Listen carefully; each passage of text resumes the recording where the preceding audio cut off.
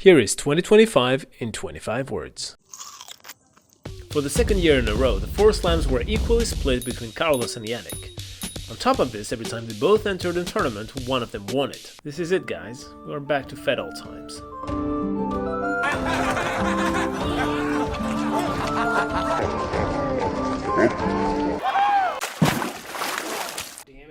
This is Elgin Kublau, number 1000 in the world. With 15 points, he's closer to Zverev than Zverev is to Alcaraz. Need we say more? At 38 years old, Novak Djokovic is still better than every other tennis player on earth except for these two, and is almost out of records to break. He's like some PhD student who already went through the wildest parties and still hangs out with a bunch of semi-virgins excited sophomores. As usual, Aryna Sabalenka screamed her way through the 2025 season.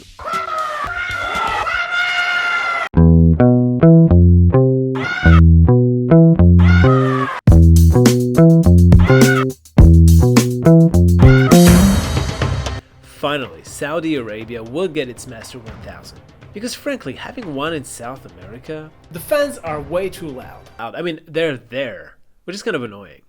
On grass, but there's Wimbledon. Africa? Just kidding. Saudi Arabia makes perfect sense because just like surfing, tennis belongs to the country's deepest traditional sporting history, driving hundreds of fans from all across the desert for centuries, for decades, for a couple of years. Good for you, Saudi Arabia. This Grand Slam year was Sabalenka versus USA. She lost to an American at the Australian Open, lost to another American at Roland Garros, lost to a third American at Wimbledon, and finally won over the same American at the US Open. Yeah. Taylor Townsend reminded Ostapenko and all of us of how important it is to respect all races and be careful with prejudices. Then she threw it all off the window by being even dumber than her. These people are literally killing frogs. Oh, you really made this a dish. Oh, you really single-handedly embodied old cliches about dumb US Americans. Valentin Vachereau was statistically more likely to be struck by lightning or survive a plane crash than win Shanghai against his own cousin.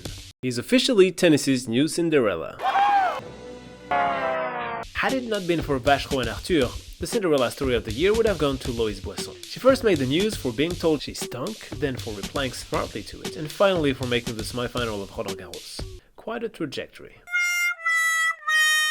Grigor Dimitrov almost shook the earth by almost beating Sinner at Wimbledon. Then again, it's the same difference as a ball almost getting in or doing that.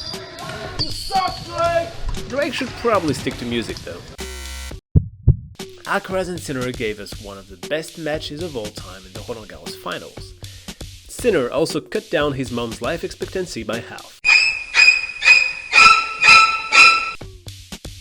The number of days of Masters 1000 still suck. Players complain about the calendar. Should do something with the calendar. Then people say they shouldn't complain because they play exhibitions like the Six King Slam. Right, so let's say you work in real estate, and someone tells you that you either sell houses for a whole intense week and maybe win a normal pay, or play Monopoly for 2 days and get a whole month's salary.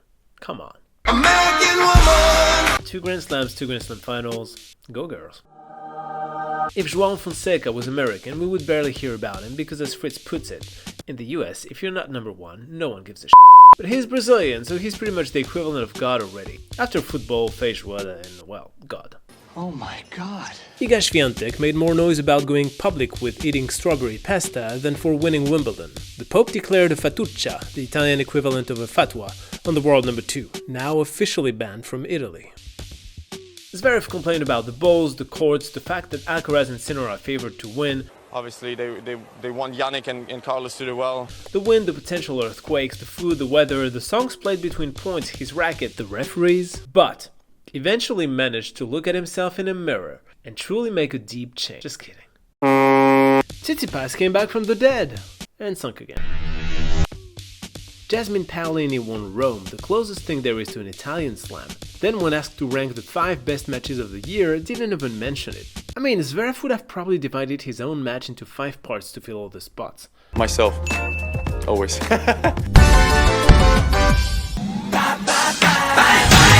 Rafael Nadal had a proper farewell, cried, made us cry, and Djokovic had an oversized costume with the brand sticker still on it.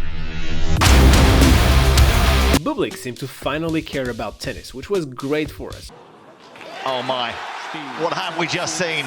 A bit less for Corentin Moutet, who spoke too much and had to be punished. No, he spoke too much and I just have to punish him, so I had no other option. Coco Gauff managed to win matches without playing her best tennis. But does she ever win a match playing her best tennis? Does her best tennis even exist? Did she get too much brainwashed by Brad Gilbert's winning ugly? Who cares, she wins slams. Ah?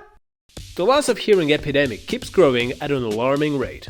The reason for it is apparently Aryna Sabalenka's screaming, which slowly drives every tennis player to deafness. Calimero. Because of politics, Novak Djokovic, Serbia's golden child, is now an adopted Greek. The man had the ability to become fluent in 6 languages while being the most intense tennis professional ever, so within the next 3 weeks we should reasonably expect him to give interviews in fluent Greek. At 45 years old, Venus Williams is now officially competing against this guy. I mean, not really, he's dead, but his name is Ezzaldine Bahadur, and he's the oldest professional athlete in history, playing football till the age of 74 years old. Only 29 more years to go, Venus. That's it, my fellow dummies. I hope you enjoyed this season. There's still a couple of videos I'd like to post before the end of the year, and I'm cooking some exciting stuff for 2026, so stay tuned and see you soon.